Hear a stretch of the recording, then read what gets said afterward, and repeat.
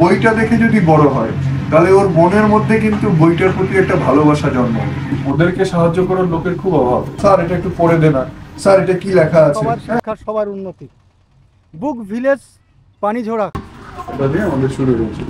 তো বয়স্করা যদি বই পড়ে তাহলে ছোটরা অবশ্যই বই নিয়ে বসবে, ঘুম থেকে উঠুক, খেলতুক, যা ইচ্ছা করুক, বইটা কিন্তু ওর চোখে পড়বে যে বাড়ির কোনায় একটা বইয়ের আলমারি আছে। নমস্কার, আশা রাখছি সবাই খুব ভালো আছেন, আমিও রয়েছি ভালো। আমি সঞ্জয় বিশ্বাস, পশ্চিমবঙ্গ, কলকাতা থেকে।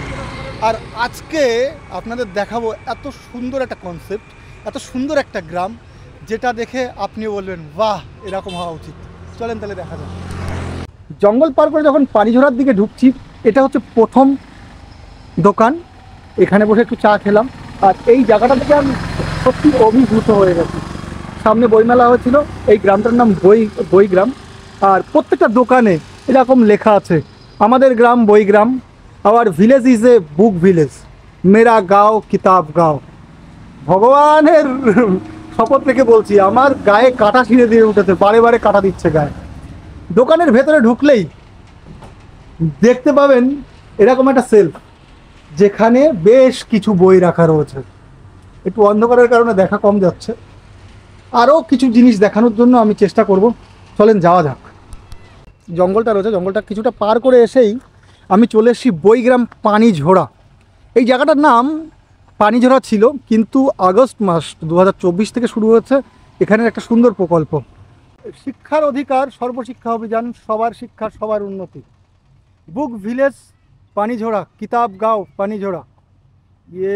শুরু হয়েছে 31/8/2024। উদ্বোধক আর বিমলা IAS, মাননীয় জেলা শাসক আলিপুরদুয়ার। পরিচালনায় আপন কথা, আরে ভগবান, আমার পশম এখনও দাঁড়িয়ে যাচ্ছে। সহযোগিতায় আলিপুরদুয়ার জেলা প্রশাসন। জেলা প্রশাসনকে অনেক অনেক ধন্যবাদ। পরিচালনায় যে আপন কথা রয়েছে, আমি সত্যি সত্যি খুব আপ্লুপ্ত, খুশি, কত কিছু বলা যায়। আমি কিন্তু খুব খুশি। আপনাদের কেমন লাগলো জানাবেন, আমি গ্রামের ভিতরেও ঢোকার চেষ্টা করব। আমি একটা বই পড়লাম এবং আমার পুরো জীবন বদলে গেল। ওরহান পামুক। সবুজে ঘেরা ডুয়ার্সের আলিপুরদুয়ার জেলার বক্সা ব্যাঘ্র প্রকল্পের ছোট্ট একটি গ্রাম পানিঝোড়া। বক্সা জয়ন্তী পাহাড় ও পাহাড়ি নদীর কোল ঘেঁষে এই গ্রামে বাস করে বিভিন্ন জনজাতির মানুষ। আর্থিকভাবে পিছিয়ে পড়া মানুষগুলির ঘরে শিক্ষার আলো পৌঁছালেও তা পর্যাপ্ত নয়। করোনার পরবর্তী সময়ে এইখানকার অনেক পড়ুয়াই স্কুল ছুট হয়। সেই সময় থেকে আপন কথা বলে একটি শিক্ষা সংস্থা এগিয়ে আসে শিশু কিশোরদের বইমুখী ও বিদ্যালয়মুখী করে তুলতে, পাশাপাশি বিভিন্নভাবে শিক্ষার প্রতি উৎসাহ আগ্রহ বৃদ্ধি করতে শিক্ষামূলক কর্মকাণ্ড চালিয়ে যায়। গ্রামটা, এই যে গ্রামটা এটা বইগ্রাম, প্রত্যেকটা বাড়ির সামনে বই লাগানো রয়েছে দেখি। আচ্ছা আচ্ছা, ধন্যবাদ আপনাকে। চলো বই পড়ি। এই যে ওই যে একটা সেলফ লাগানো রয়েছে বাড়ির সামনে। এই যে কত সুন্দর।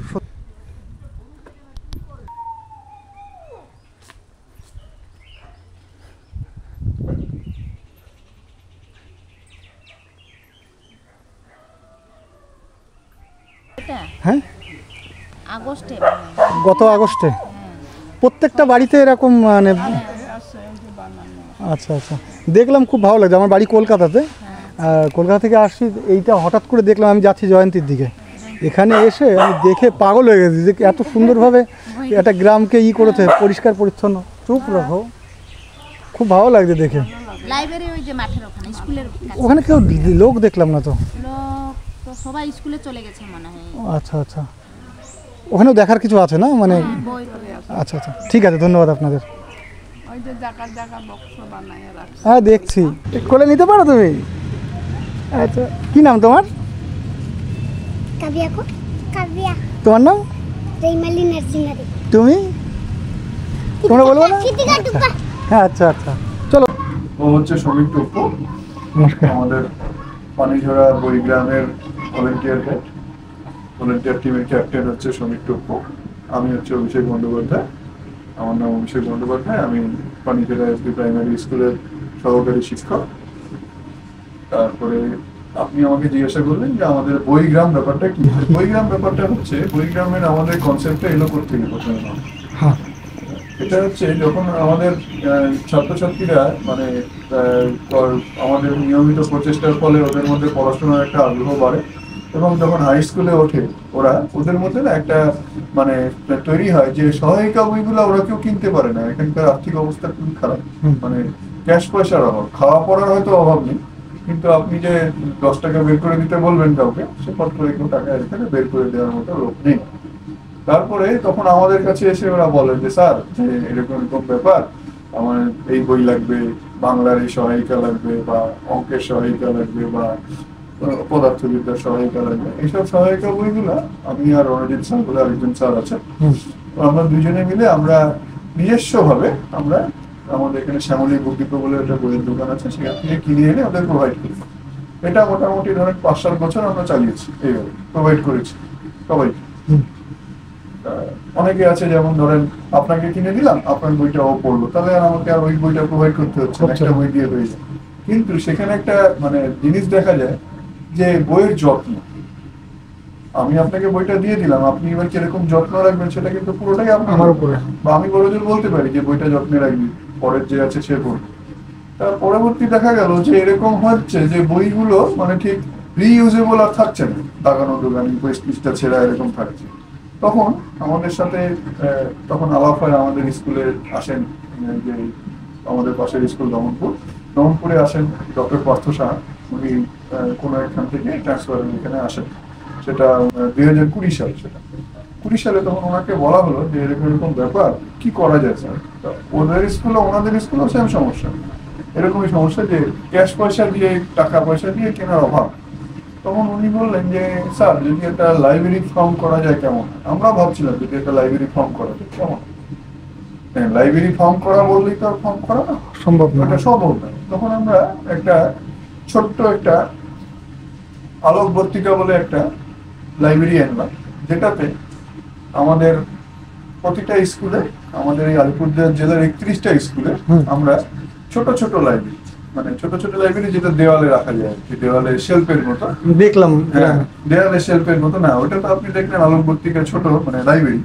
আমাদের স্কুলে একটা আছে, 1 নম্বরটা আমাদের স্কুলেই আছে, ছোট একটা লাইব্রেরি, যেটার মধ্যে বাচ্চাদের বিভিন্ন রকম অ্যাট্রাকটিভ বই, যেমন গল্পের বই, তারপরে ধরেন বিভিন্ন রকমের ছড়ার বই, কবিতার বই, হ্যাঁ ছবি টবি দেওয়া বই আছে না, এসব বইগুলো বাচ্চাদের জন্য রাখা হয়, যাতে বাচ্চাদের ওই বইগুলো দেখে পড়ার আগ্রহ জন্মায়। আমাদের তখন ওইটা নিয়ে আমরা টোটাল এই আলিপুরদুয়ার জেলায় 31টা স্কুলে আমরা এরকম ছোট ছোট লাইব্রেরি আলোকবর্তিকা হিসেবে আমরা একটা উদ্বোধন করলাম। সেটাতে আমাদের মাননীয় এসপি স্যার, আমাদের ডিপিএসসি চেয়ারম্যান সাহেব, এরা সবাই এসেছিলেন উদ্বোধন করতে। তারপরে আমরা টোটাল আলিপুরদুয়ার জেলায় 31টা স্কুলে দিই, এবং আমাদের এখানেও সেটা ইমপ্লিমেন্ট হয়। তারপরে আমাদের ওই আলোকবর্তিকার মাধ্যমে, আলোকবর্তিকায় যেসব বইগুলো আমরা 10 দিন 15 দিন পর পর বদলিয়ে দিতাম, মানে ওই স্কুলের বই এই স্কুলে আসতো, এই স্কুলের বই এরকম হতো, তবে কি হতো বাচ্চাদের নতুন নতুন বইগুলো, কিন্তু অনেক রকম বইগুলো বাচ্চাদের মানে বাচ্চারা তাদের বইয়ের কাছে পৌঁছতে পারে, যেটা আমাদের এইসব এলাকায় সম্ভব না। আপনি এখানে কিন্তু আমাদের এইসব জায়গায় বই সম্বন্ধে খুব মানে অপ্রতুলতা।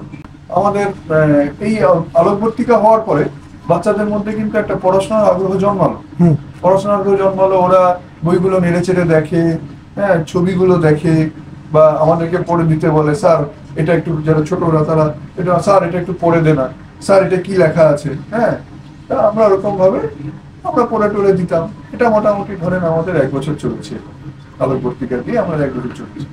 তারপরে বাচ্চাদের মধ্যে আস্তে আস্তে গ্রো করতে থাকে, যে মানে এরকম হয় গ্রামের প্রতিটা বাচ্চাই আলোকবর্তিকার থেকে বই নিতে চায়, কিন্তু আলোকবর্তিকার তো ক্ষমতা সীমিত ছিল তখন, ধরেন 20-25টা বই দিয়ে তো আমরা গ্রামের সমস্ত বাচ্চাদেরকে বই প্রোভাইড করতে পারছি না। এবং তারপরে আমরা তাই না, সেখান থেকে আমাদের উদ্যোগ হলো, প্রতি রোববার আমাদের ওই ভ্রাম্যমাণ লাইব্রেরি চালু হলো। ওই গাড়িটার মধ্যে প্রচুর ধরনের বই বোঝাই করে নিয়ে আসা হতো, এই মাঠের মধ্যে আমরা বসতাম গোল হয়ে, এবং বাচ্চাদেরকে বই দেওয়া হতো, এবং পরের সপ্তাহে আবার যে বইগুলো দেওয়া হলো সেগুলোর থেকে প্রশ্ন ধরা হতো যে তোমরা এটা পড়েছো কিনা। প্রশ্ন মানে ভয়ের কিছু না, যে পরীক্ষা বা ওরকম কিছু না, তোমরা এটা পড়েছো কিনা। বইটা কিসের ছিল, বা বইয়ে যদি কবিতার বই হয় 2 লাইন একটা কবিতা বলো, মানে এরকম খুব সাধারণ সাধারণ, যাতে বাচ্চাদের মধ্যে এটা পড়ার একটা আগ্রহ গ্রো করে।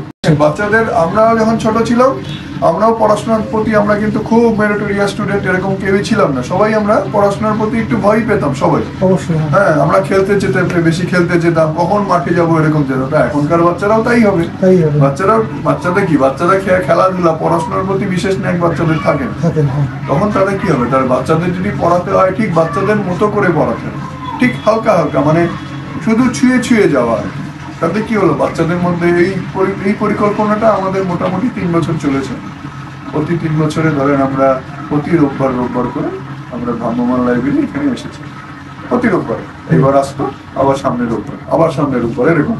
এখানে তো ওই লাইব্রেরির সাথে ধরেন বসে আঁকো প্রতিযোগিতা বা একটা মিউজিক্যাল চেয়ার করে দেওয়া, বাচ্চাদের মোটিভেট করা, মানে বাচ্চাদের না বুঝানো যে বাচ্চাদের পড়াশোনা করা হচ্ছে না, বাচ্চাদের খেলার মধ্যে দিয়ে বাচ্চাদের পড়াশোনা বিভিন্ন রকমের। হ্যাঁ, কোনোদিন বল টিপ করে খেলা, বিভিন্ন রকমের, কোনোদিন বসে আঁকো, হ্যাঁ, কোনোদিন একটু ছোট একটা নাচের প্রোগ্রাম রাখা। হ্যাঁ, মানে এরকম করে আমরা 3 বছর চালিয়েছি।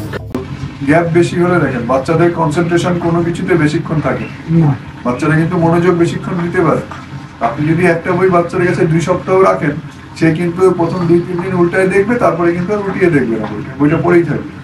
তাই জন্য তখন আমরা চিন্তা করলাম যদি একটা এরকম সেন্ট্রাল সেট আপ করা যায়, যে আমরা বাইরের থেকে আসার কোনো দরকার পড়বে না, আমরা এইখানেই সমস্ত বই থাকবে, বাচ্চাদের যখন যেটা দরকার তখন সেটা বাচ্চারা নিতে পারে। এখান থেকেই আসলো আমাদের বইগ্রামের কনসেপ্ট।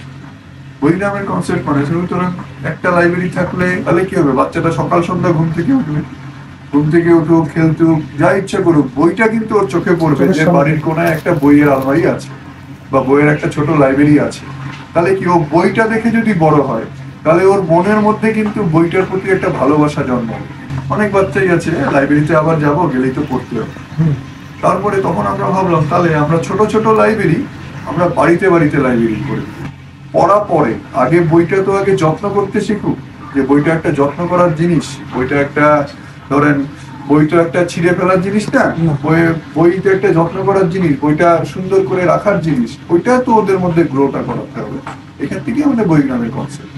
তারপরে আমাদের ধরেন আমাদের আশেপাশে আমরা এই প্রপোজাল নিয়ে গিয়ে জমা দিই আমাদের এখানকার আলিপুরদুয়ারের ডিএম ম্যাডাম শহরকে অনুমতি দেন এবং আমাদের প্রজেক্ট জমা দিতে বলেন। আমরা প্রজেক্ট জমা দিই এবং তারপরে যেখানে ধরেন এটা তো সরকারি ল্যান্ড, স্কুলের ল্যান্ডে যেখান থেকে যাদের অনুমতি দরকার সবার থেকে অনুমতি নেওয়া। সবাই খুব আনন্দে, আমাদের যত আধিকারিক আছেন সবাই খুব আনন্দে মত দিয়েছেন এবং অ্যাপ্রিসিয়েট করেছেন আমাদের। আমরা আমাদের এই সেট আপটা তৈরি করি। এটা হচ্ছে আমাদের সেন্ট্রাল লাইব্রেরি, আমরা যখন এখানে বসে আছি এটা হচ্ছে আমাদের বইগ্রামের সেন্ট্রাল লাইব্রেরি।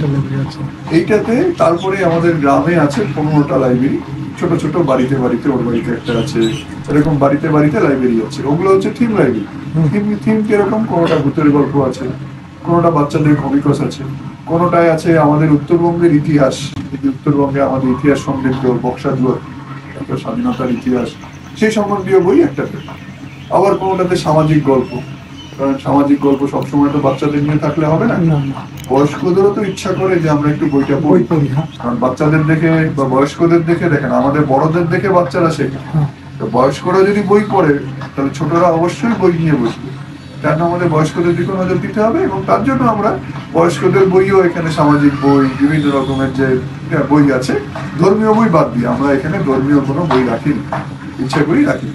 কারণ ওগুলাতে আমাদের ধ্যান দিয়ে লাভ নেই, কারণ ধর্মীয় ব্যাপারটা একদম সেপারেট। মানুষের মতো মানুষ হলে ধর্ম দেখেন, আমরা বিশ্বাস করি যে এখানে মানুষটাই প্রধান ধর্ম, কারণ আপনি কি জাতের বা আমি কি জাতের, ওই জাত নিয়ে আমাদের মাথা ব্যথা করে। তারপরে এই যে সেন্ট্রাল লাইব্রেরি প্রতিষ্ঠা করার পিছনে এখানে দেখবেন আপনি বইটি তাকালেই দেখতে পাবেন, এখানে হচ্ছে মূলত পড়াশোনার বই, স্কুলের পড়াশোনার বই আর চাকরির পরীক্ষার বই মূলত আছে এবং কিছু গল্পের বইও রাখা আছে। এবং চাকরি পরীক্ষা কাদের জন্য, এই যে ওদের মতো বয়সী যারা ছেলেরা আছে তাদেরকেও তো আমাদের ধ্যান দিতে হবে, কারণ ওরা তো ধরেন এখান থেকে একটা আলিপুর থেকে যদি বই আনতে যায় তাহলে এখান থেকে গাড়ি ভাড়াই চলে যাবে 100 টাকা, যাতায়াতেই মোটামুটি 80 টাকা খরচা আছে। তাহলে সেই 80 টাকাটা ওরা যদি না খরচা করে আমরা যদি এখানে ওদের সেট আপ করে দিই, তাহলে কি ওরা এখান থেকে বই নিয়ে ওদের মতো করে পড়তে পারলো, এবং তাহলে কি হলো ওরা ওদের নিজেদের মতো করে পড়তে পারলো, ওরা যখন ইচ্ছা তখন রেখে যেতে পারলো। আমরা ওদেরকে শিখিয়ে দিয়েছিলাম, রেজিস্টার এনে দিয়েছি, কেউ বই নিলে ওর কাছে রেজিস্টার থাকে, ওকে ফোন করে, ও এসে বই রেজিস্টারটা এন্ট্রি করে নেয়, এন্ট্রি করে ওর নাম, ফোন নাম্বার, আধার কার্ড নাম্বার নিয়ে ও বই নিয়ে চলে যায়। টাইম ডেট দেওয়া থাকে যে তুমি 15 দিন পরে বইটা ফেরত দিন। 15 দিনের মধ্যে যদি বই না আসে তখন আমরা গিয়ে উদ্ধার করে নিয়ে আসি, বা তাকে আসতে বলি, সে এসে আবার ওই বইটা দিয়ে আরেকটা বই নিয়ে যায়। তাতে কি হলো, বইটা রিইউজ হচ্ছে। আমাদের আগে ছিল যেরকম রিইউজেবল ছিল, লাইব্রেরি হওয়াতে রিইউজটা হচ্ছে, মানে একটা বই আমি 10 জনকে দিতে পারছি, তাহলে কি আমাদের রিইউজ।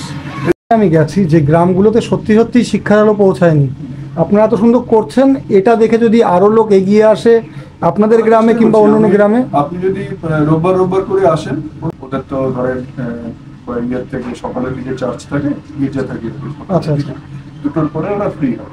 আমাদের দুটোর পরে সমস্ত অনুষ্ঠান যা এখানে অ্যাক্টিভিটি হয়,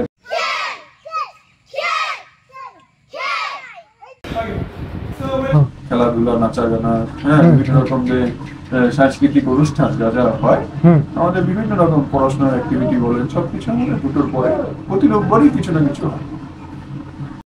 এরকম দেখুক অন্য গ্রামও এরকম ভাবে সুন্দর করে উঠুক, এই কামনায় রাখি।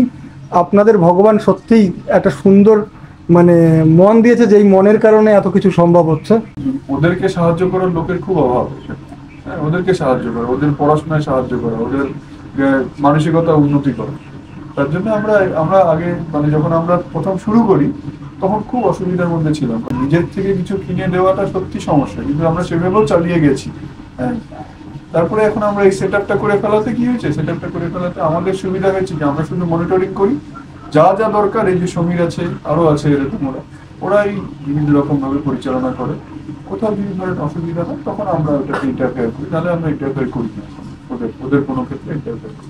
বহুত ভালো লাগলো, ভালো থাকবেন সবাই। আচ্ছা, নমস্কার। নমস্কার, আপনার জন্য শুভকামনা রইল, আগামী ভবিষ্যৎ খুব উজ্জ্বল হোক, আর এই কাজের সাথে নিয়োজিত হন, আর খুব ভালো জায়গায় যান, এই কামনা করছি। नाम बताओ अपना। प्रभा टपोर। कौन से क्लास में पढ़ती हो? 6। क्लास 6। ये तुम्हारा घर है ना? तो ये जो किताब रखा गया है, ये कभी कभी निकल के पढ़ती भी हो ना? हाँ। सही में? हाँ। और ये जो आपके घर के सामने ही आ गया किताब, मैं सुने हर जगह किताब मिलता नहीं है यहाँ पे, तो ये जो घर पे पहुँच गया किताब, कैसा लगता है? अच्छा लगता है ना? हाँ। अच्छा, चलो अच्छा रहो, अच्छा पढ़ो और कुछ आगे बढ़ो। हाँ, भगवान अच्छा करे तुम्हारा।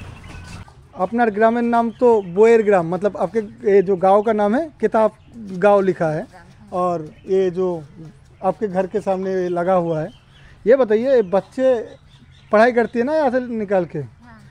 अब कैसा लगता है? पहले तो सुने जो यहाँ पे किताब मिलना भी मुश्किल है, दूर से लाना पड़ता है, खर्चा करना मुश्किल होता है, तो यहाँ से जो उद्योग लिए है भाई लोगों ने, सर लोगों ने, तो एक किताब तो घर आ गए, कैसा लगता है? बच्चा पढ़ने से आपको खुशी मिलता है ना? खुशी मिलता है ना? ऐसे बच्चा को पढ़ाइए और सबको बोलिए पढ़ना ज़रूरी है जी। आप अच्छा रहो, बच्चा बहुत अच्छा पढ़े और आगे जाए, ये कामना रहेगा। धन्यवाद। এখানে লেখা আছে আমার গাঁও বৈকের গাঁও, ব্যাপারটা তো এটা সাদ্রি ভাষা, এখানকার স্থানীয় ভাষায় লেখা হচ্ছে, আর কত সুন্দর ছবি আঁকানো রয়েছে।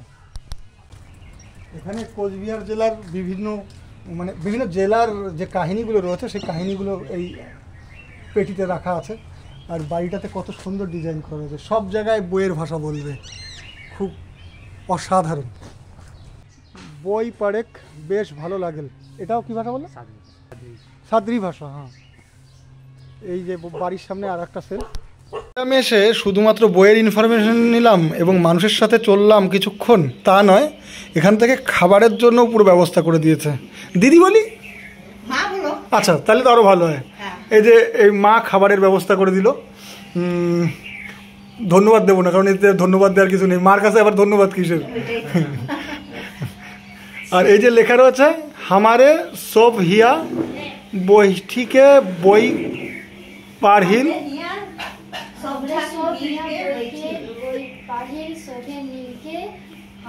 আমরা মানে কি আমরা সবাই এখানে বসে বই পড়ি, সবাই মিলে মাসে 2 বার। আচ্ছা আচ্ছা।